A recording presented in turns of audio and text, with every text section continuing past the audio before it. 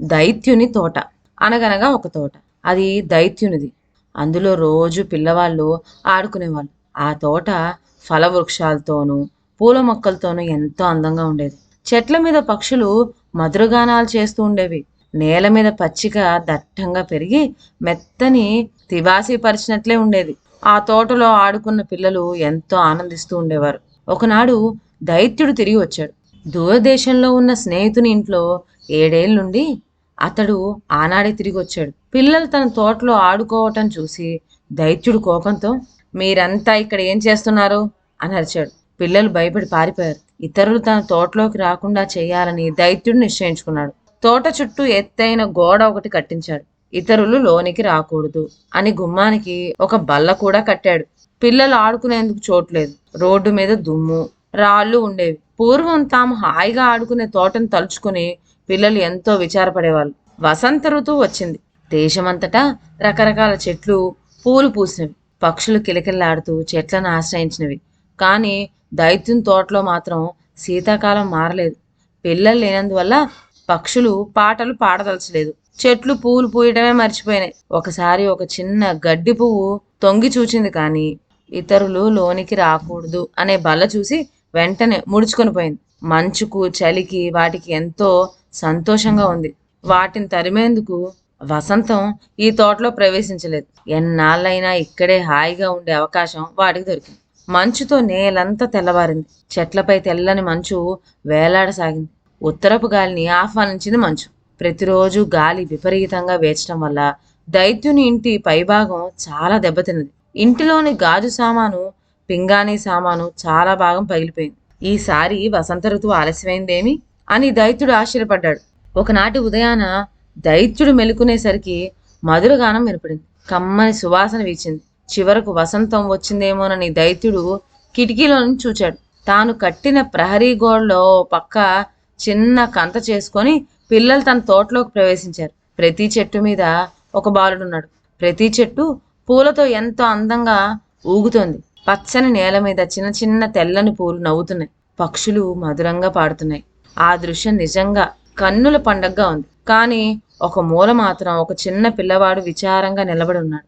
మరి చిన్నవాడు కావటం వల్ల చెట్టు ఎక్కలేకపోయాడు. అక్కడికి కుర్రాడి ఎక్కేటందుకు వీలుగా చెట్టు వంగింది. అయినా లాభం లేకపోయింది. చెట్టు నిండా మంచు కమ్మి ఉన్నది. ఈ దృశ్యం చూసేటప్పటికి దైత్యుని హృదయం కరిగిపోయింది. ఇన్నాళ్ళు నేను ఎంత స్వార్థంతో ఉన్నాను, అందుకనే వసంత ఋతువు రాలేదు అని తలిచి సిగ్గుపడ్డాడు. మూలన ఉన్న ఆ చెట్టు దగ్గరికి చకచకా నడిచి వెళ్ళాడు. దైత్యుడు తమ వైపు రావటం చూసి పిల్లలందరూ భయపడి పరిగెత్తారు. కిలకిల్లాడే పిల్లలు తనను చూచి పరిగెత్తటం వల్ల దైత్యునికి ఎంతో విచారం కలిగింది. పిల్లలు వెళ్ళారంటే మళ్ళీ శీతాకాలం తన తోటలో ప్రవేశిస్తుందా? మూలనున్న చిన్న పిల్లవాడి కళ్ళు విచారంతో నీరు కారుతూ ఉన్నవి. అంటే ఏడుస్తున్నాడు. వాడికి దైత్యుడు రావటం కనిపించలేదు.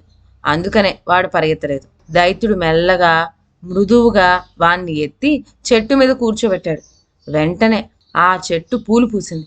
పక్షులు చెట్టు మీద వాలి పాడసాగినాయి. చిన్న కుర్రాడు సంతోషంతో దైత్యుని మెడ చుట్టూ చేతులు వేసి అతన్ని ఆప్యాయంతో ముద్దు పెట్టుకున్నాడు. మిగతా పిల్లలు ఈ దృశ్యం చూసి దైత్యుడు మంచివాడేనని గ్రహించి తోటలోకి వచ్చి ఆటలాడుకోసాగారు. ఈ తోట మీదే అన్నాడు దైత్యుడు. చుట్టూ ఉన్న ప్రహరీ గోడ పడగొట్టేశాడు. అప్పటి నుంచి రోజు అందమైన ఆ పిల్లలతో ఆటలు ఆడుకోసాగాడు. సాయంత్రం ఇంటికి వెళ్ళేటప్పుడు పిల్లలు దైత్యుడి దగ్గరికి వెళ్ళేవాళ్ళు. ఒకరోజు ఆ రోజున నేను చెట్టు మీద కూర్చోబెట్టిన చిన్నపిల్లవాడు ఎక్కడా అని దైత్యుడు వాళ్ళని అడిగాడు. మాకు తెలియదు, అంతకుముందు వాణ్ణి మేమెక్కడా చూడలేదు అని పిల్లవాళ్ళు చెప్పారు. పిల్లలంటే దైత్యునికి ఎంత సంతోషమైనా ఆనాటి చిన్న కుర్రవాడు కనిపించినందుకు ఎంతో విచారంగా ఉండేది. సంవత్సరాలు గడిచినాయి. దైత్యునికి ముసల్తనం వచ్చింది. పూర్వం వల్లే పిల్లవాళ్ళతో ఆడుకునే ఓపిక లేదు.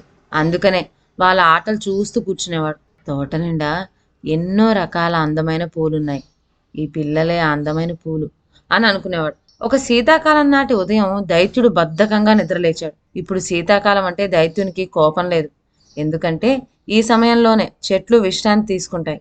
వసంతం రాగానే అవి తిరిగి పూలు పూస్తాయి. తోటలో ఒక మూలన చెట్టు నిండా పూలున్నాయి. ఆ చెట్టు కొమ్మలు బంగారు రంగు కలిగి ఉన్నాయి.